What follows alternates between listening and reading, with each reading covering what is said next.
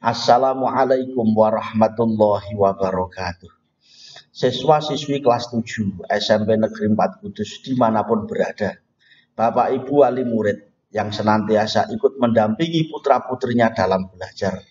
Alhamdulillah pada kesempatan hari ini, Selasa 13 Oktober 2020, kita diberi kesehatan oleh Allah Subhanahu wa Ta'ala dapat melanjutkan pembelajaran kembali dalam mata pelajaran pendidikan agama Islam dan budi pekerti. Tak terasa pada kesempatan kali ini kita akan masuk di bab kelima, Selamat Datang Nabi Kekasihku. Dalam bab ini nanti akan menerangkan tentang sejarah perjalanan perjuangan Nabi Muhammad bermula dari beliau lahir hingga beliau wafat. Dalam bab kelima ini, unsur yang terkandung dalam bab ini merupakan unsur sejarah kebudayaan Islam sebagai tokoh sentral utama, yaitu Nabi Muhammad. Nabi Muhammad lahir sebagai tokoh perubahan dunia yang pada waktu itu dunia Islam telah kelam, penuh dengan budaya jahiliyah, penuh dengan budaya yang jauh dari nilai-nilai etika dan nilai-nilai moral. Oleh karenanya Nabi Muhammad lahir di dunia membawa perubahan besar bagi umat sedunia atas kejayaan umat Islam. Bukan hanya umat Islam, tetapi seluruh kehidupan Nabi Muhammad dipercaya oleh Allah untuk membawa perubahan dunia yang lebih baik. Nilai-nilai kemanusiaan bermula dari moral, budaya, ekonomi, sosial, semuanya berada pada diri Nabi Muhammad. Oleh karenanya bab ini, bab kelima, kita sampai di bulan Oktober, yang kebetulan ini masih di bulan Shofar. Sebentar lagi dalam beberapa hari akan masuk di bulan Rabiul Awal.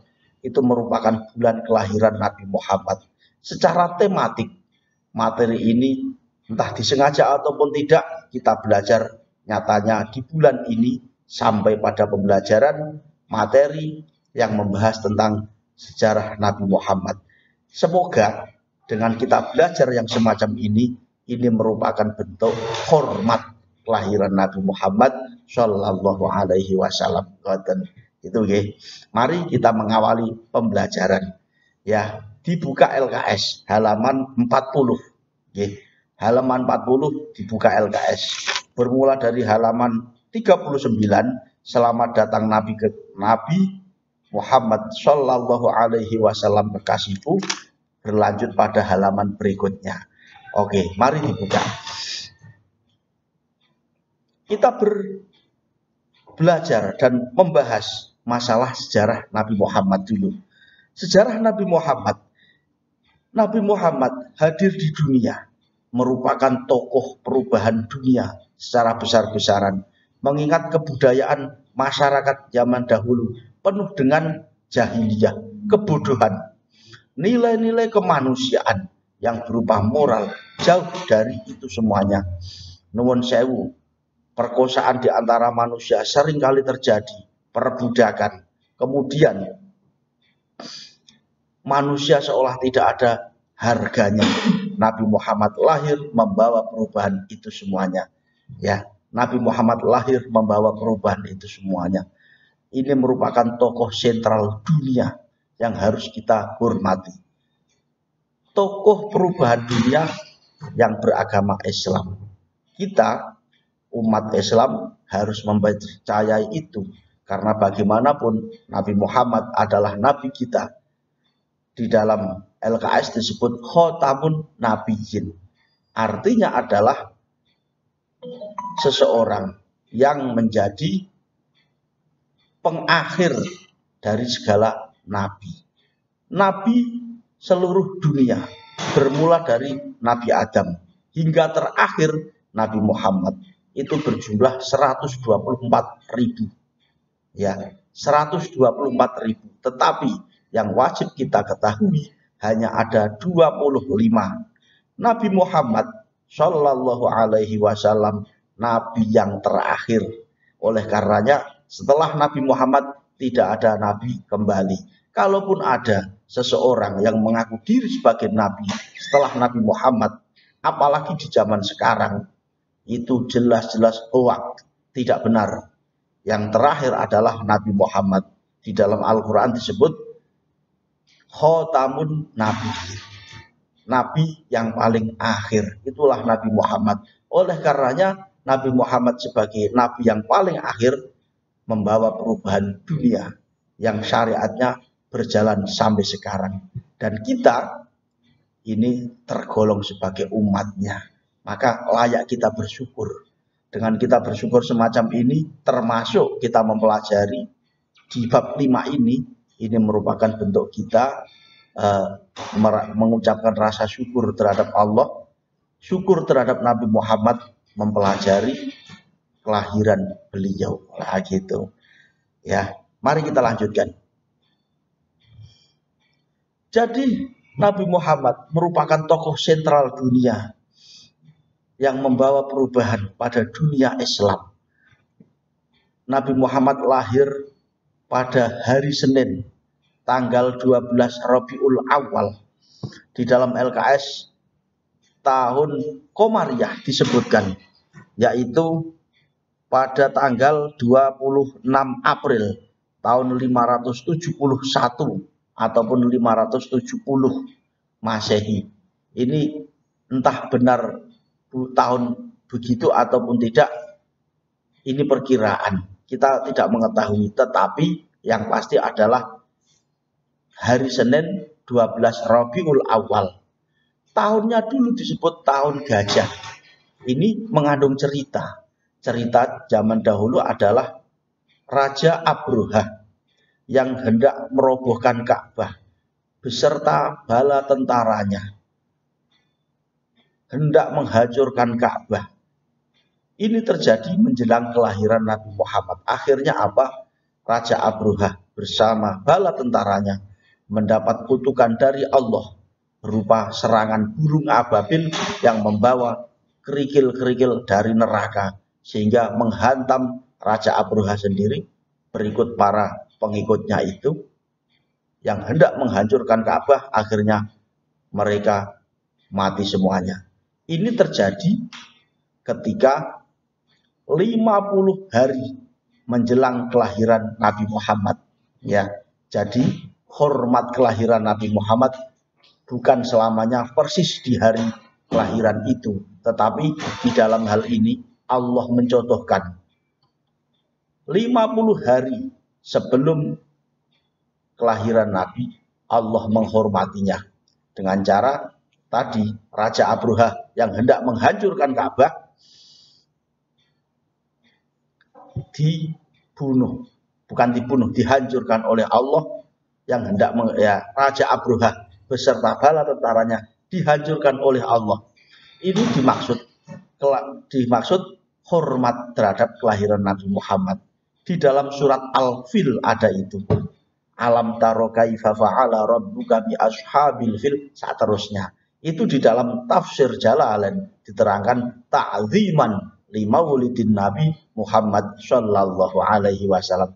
Di situ diterangkan begitu. Dimaksud hormat terhadap kelahiran Nabi Muhammad. Lah kita juga demikian.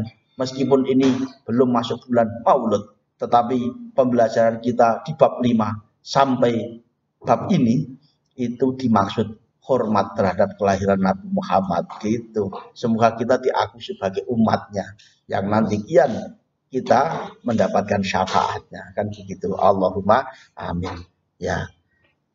Nabi Muhammad lahir pada hari Senin 12 Rabiul Awal, tahunnya disebut tahun gajah. Disebut tahun gajah karena Raja Abroha hendak menghancurkan Ka'bah. Akhirnya Raja Abroha dibunuh oleh Allah dengan serangan burung ababil dari neraka yang akhirnya mati semuanya. Ini dimaksud hormat kelahiran Nabi Muhammad. Ya, ini bisa dilihat di tafsir Al-Jalalain, surat Al-Fil gitu. Ya. Kemudian perjalanan Rasulullah Mohon dipelajari sendiri karena ini merupakan bentuk sejarah. Kita belajar secara bertahap dulu. Insya Allah pada pertemuan berikutnya kita akan membahas lagi. Makanya dalam pembelajaran ini kita menggunakan waktu yang seefektif mungkin. Tidak mungkin kita belajar terlalu lama karena sejarah kita lebih banyak membaca. Kalau di buku paket kelihatannya begitu ringkas, tetapi di LKS panjang pembahasannya sehingga kita bisa memahami dan mengetahui letak sejarah. Meskipun tidak begitu persis, tetapi banyak yang kita serap di dalam LKS itu mengenai perjalanan yang ada. Gitu ya. Perjalanan hidup Rasulullah. Pada waktu itu, sebelum Rasulullah lahir, masyarakat Mekah penuh dengan budaya jahiliyah. Ya, penuh dengan budaya jahiliyah. Perbudakan masih saja berjalan. Kemudian pemerkosaan masih saja berjalan karena tidak adanya syariat, tidak adanya agama. Manusia seolah tidak ada harganya. Begitulah yang terjadi di masyarakat sana. Nabi Muhammad lahir untuk menghilangkan semuanya itu. Mengurangilah ya. Akhirnya Allah memberikan keutamaan kepada kita penduduk dunia dengan lahirnya Nabi Muhammad. Di dalam surat apa itu? Qul bifadlillahi wa birahmatihi fabidzalika falyafrahu wa khairum mimma yajma'un. Dalam hal ini Allah memberikan kenugrahan kepada kita semuanya. Anugerah yang diberikan oleh Allah kepada kita itu adalah kelahiran Nabi Muhammad. Nabi Muhammad lahir membawa perubahan dunia. Dengan lahirnya Nabi Muhammad, kita dimohon untuk bergembira. Karena yang demikian itu lebih baik daripada harta benda yang kita kumpulkan. Harta benda yang kita miliki berupa apa saja, banyak sekali, itu tidak ada gunanya. Yang lebih utama adalah anugerah Allah, yaitu berupa kelahiran Nabi Muhammad. Nilai kemanusiaan terangkat, nilai budaya terangkat, nilai sosial terangkat, dan lain sebagainya. Ini kalau dibanding dengan harta dunia tidak ada apa-apanya. Oleh karenanya kita hormat terhadap kelahiran Nabi Muhammad adalah harga mati. Lah begitu. Coba kalaupun dunia tidak ada Nabi Muhammad, mungkin perbudakan, nilai kemanusiaan sudah tidak ada lagi. Manusia sudah tidak ada harganya.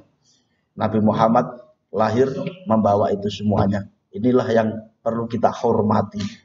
Ya, perlu kita hormati. Lah, Nabi Muhammad lahir dalam perjalanan Rasulullah.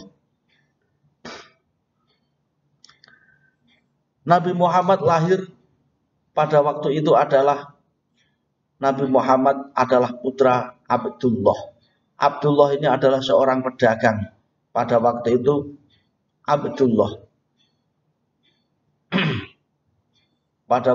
Abdullah menikah dengan ibu Aminah. Tetapi pada kemudian hari Abdullah wafat dikala Nabi Muhammad masih di dalam kandungan, sehingga pada waktu itu Nabi Muhammad lahir dalam keadaan yatim, sudah tidak mempunyai ayah. Dalam keadaan yang demikian itu akhirnya Nabi Muhammad lahir dalam keadaan yatim, kemudian disusui oleh Ummu Aiman. Ini Ummu Aiman itu adalah dulu budak ketika mengikuti ayahandanya Abdullah itu. Nah, setelah itu Rasulullah hidup di dalam keluarga beserta Ibu Aminah. Setelah itu Ibu Aminah mengajak Rasulullah, Nabi Muhammad dulu, belum menjadi Nabi, mengajak Muhammad ke Madinah untuk berkunjung kepada saudara-saudaranya Bapak Abdullah yang berada di Madinah itu, kemudian hendak ziarah ke makbarahnya ayahandanya. Tetapi ketika di sana justru Ibu Aminah jatuh sakit dan akhirnya seketika Ibu Aminah wafat dan seketika Ibu Aminah dimakamkan di sana pula. Jadi dalam waktu kurang lebih Nabi Muhammad belum begitu balik begitu sudah dalam keadaan yatim piatu, sudah ditinggal ayahanda semenjak masih di dalam kandungan, ketika hampir dewasa, ketika hampir remaja begitu sudah ditinggal ibunya. Jadi pada waktu kecil Rasulullah sudah keadaan yatim piatu. Kemudian Rasulullah diasuh oleh kakeknya yang bernama Abdul Muthalib. Abdul Muthalib ini adalah seseorang bangsawan Quraisy yang sangat disegani. Dalam asuhan kakeknya Abdul Muthalib, ternyata Allah berkehendak lain. Kakek Abdul Muthalib wafat. Rasulullah dalam usia 8 tahun. Berarti Rasulullah berada asuhan kakeknya hanya 2 tahun. Kemudian Rasulullah sangat kehilangan kakeknya itu. Setelah Rasulullah kehilangan kakeknya, Rasulullah diasuh oleh pamannya yang bernama Abu Thalib. Ini jangan keliru istilah. Paman Abu Thalib ini adalah paman, adik dari Bapak Abdullah. Bapak Abdullah ini adalah ayahanda Nabi Muhammad, kemudian mempunyai adik yang bernama Abu Thalib. Kemudian Abdul Muthalib ini adalah ayahanda Bapak Abdullah. Jadi Abdul Muthalib ini adalah kakek, Abu Thalib adalah paman. Begitu. Jangan keliru istilah. Ini hampir mirip tetapi tidak sama. Hubungan antara ayah dengan anak. Begitu. Kalau Rasulullah menganggap itu adalah kakek dan juga paman. Jangan keliru istilah. Ini istilah dalam keluarga yang namanya hampir mirip gitu ya.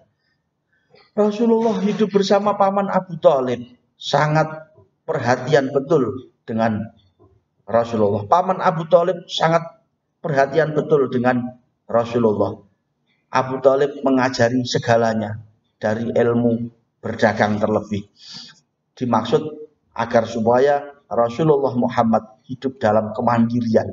Alhamdulillah yang ditampakkan oleh Rasulullah Muhammad hidup bersama paman Abu Thalib sangat cerdas, sangat dewasa, dan sangat mandiri. Hal itu akhirnya Rasulullah ikut berdagang ke sana dan kemari. Nah, ketika berdagang ke sana dan kemari, Rasulullah sampai ke negeri Syam. Ketika sampai di negeri Syam, Rasulullah berjumpa dengan pendeta Nasrani yang bernama Bukhairah. Paman Abu Thalib mendapatkan informasi dari pendeta Bukhairah, melihat bahwa pada diri keponakannya yang bernama Muhammad itu terdapat tanda-tanda kenabian. Oleh karenanya keponakannya yang bernama Muhammad untuk segera dibawa pulang dan dihati-hati. Jangan sampai terluka oleh orang-orang kafir Quraisy. Ini berbahaya.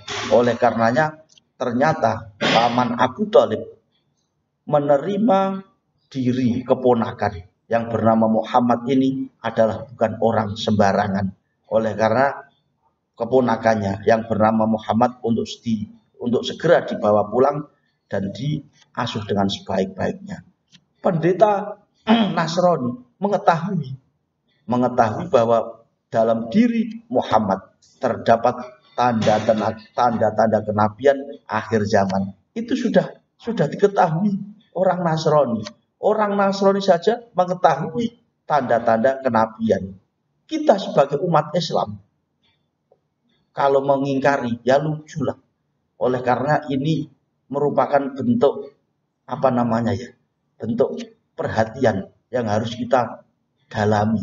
Orang Nasrani saja mempunyai perhatian terhadap Muhammad sebagai ciri-ciri Nabi akhir zaman.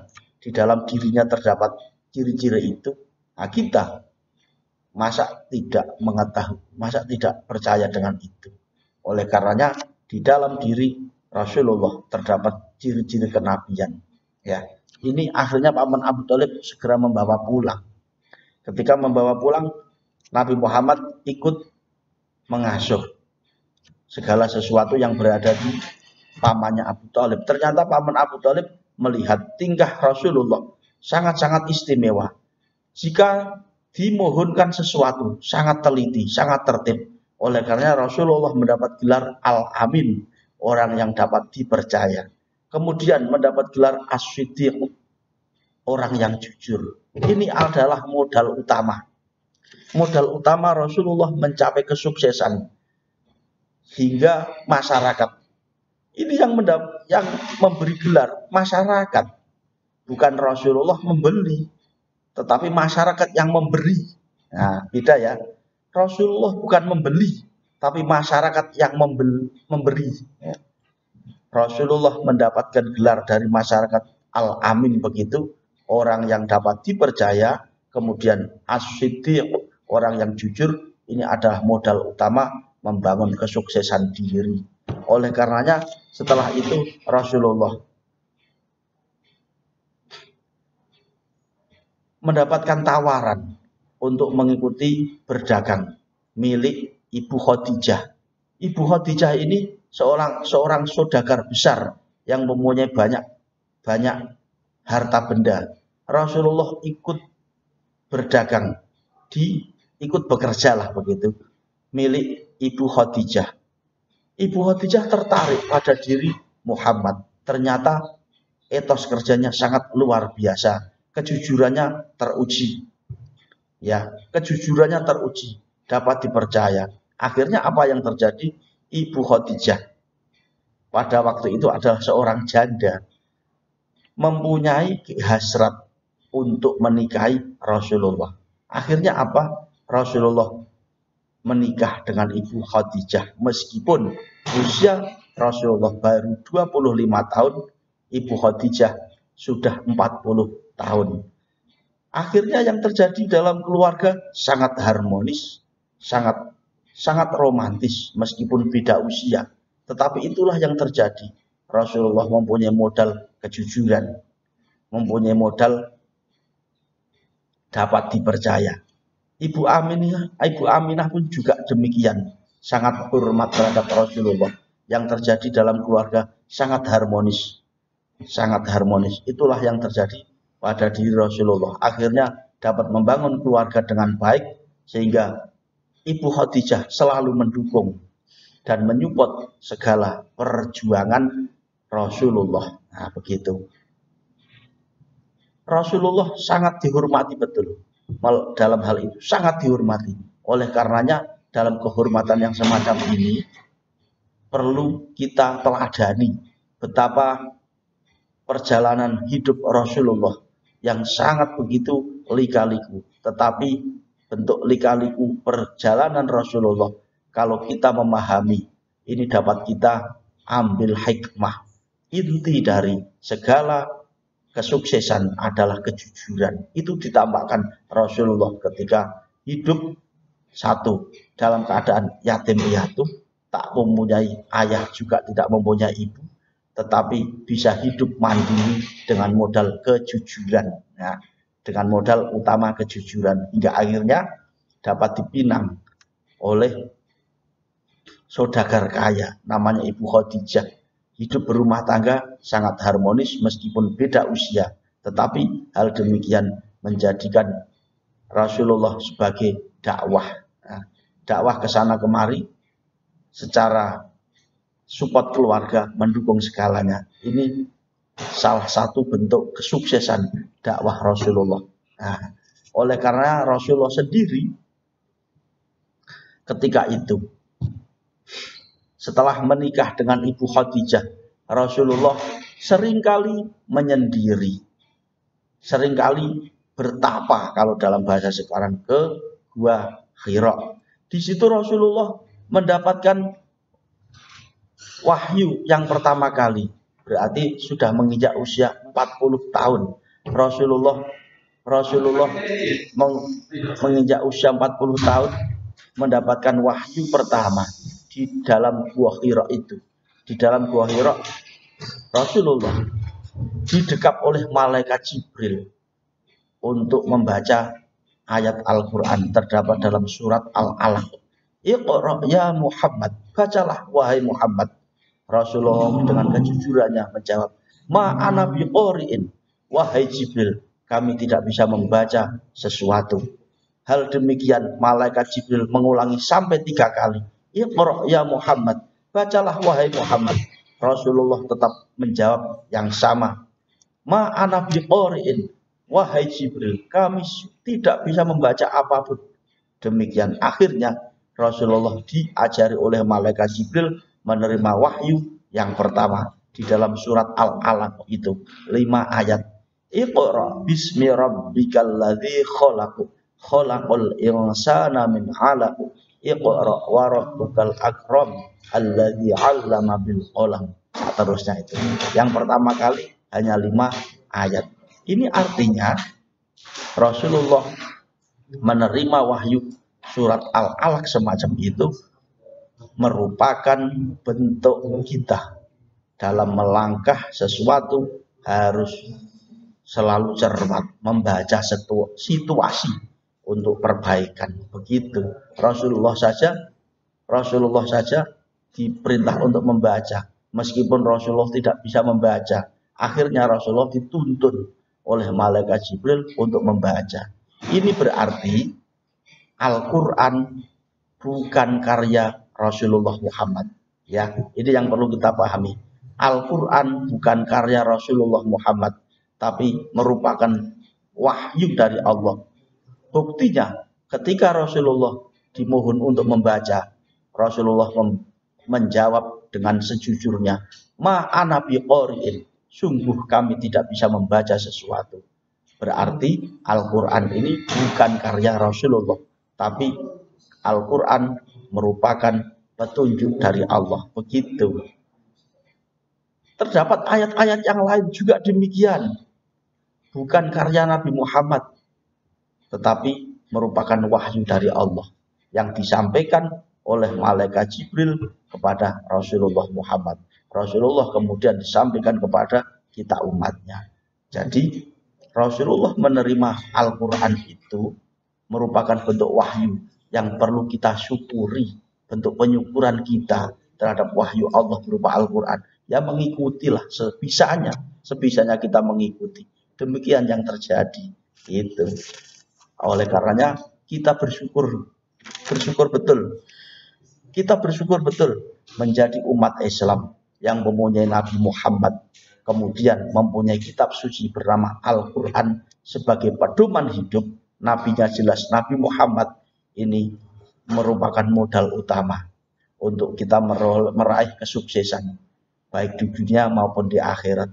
Karena kehidupan umat manusia mencapai kebahagiaan hanya ada 2. Yang pertama mengikuti Al-Quran dan juga mengikuti hadis.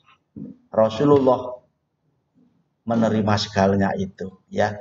Oleh karena di bab 5 ini kita merupakan hormat kelahiran Nabi Muhammad. Selamat datang Nabi kekasihku. Ini merupakan bentuk pelajaran yang merupakan penanaman nilai terhadap kita, hormat terhadap Rasulullah Muhammad Shallallahu Alaihi Wasallam. Oleh karenanya dalam hal ini mari kita menyimpulkan.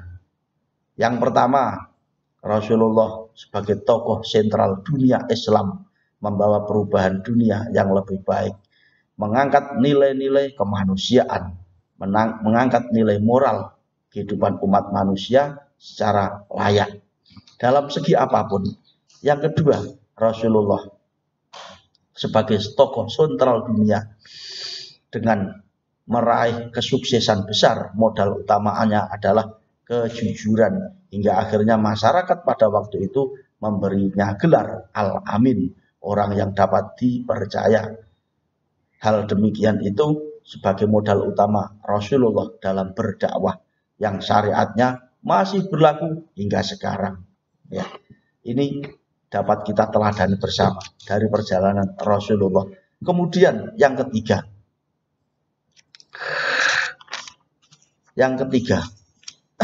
Al-Quran merupakan sumber utama umat Islam. Rasulullah menerima Al-Quran merupakan wahyu dari Allah yang layak kita ikuti bersama.